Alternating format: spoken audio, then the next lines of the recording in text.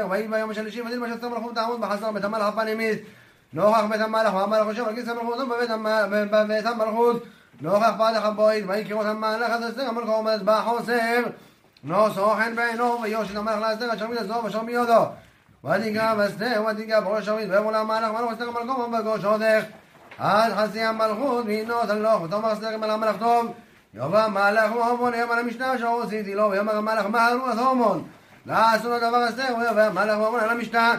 אשר עושתו אסתר ויאמר המלך לאסתר ומשתה יין מה שאלותך והינו תן לו ובגושותך עד חצי המלכות ותעוש ותען אסתר ותאמר שאלותי ובגושתי מוסודך לבני המלך ואם על המלך טוב לא תדעת שאלותי ולעשות בגושתי והמלך ואמר על המשנה אשר עשה לו עם ומוחר עשה כדבר המלך ועשה המון ביום הוא שמח וטוב לב וכי רוצה המון אז מרדכי בשער המלך ולא גום ולא זום עמנו ויאמר להום למרדכי חיימו וישפק המון ויבוא על ביתו וישלח ויביא תועבו וזרש אשתו ויספר לו המון את כבוד אשרו ורבונו ואת כל אשר גידו לו המלך ואת אשר נושאו על השרים עבדי המלך אשר הומו ויאמר המון אף לא הביאו אסתר המלכו עם המלך על המשנה אשר עושתו כיבודי ורם למוחור הניגעו לו עם המלך בכל זין אנושו ולי בכל עת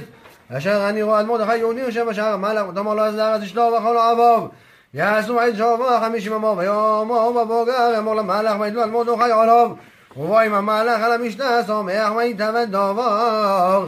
לפני המון ויעשו עז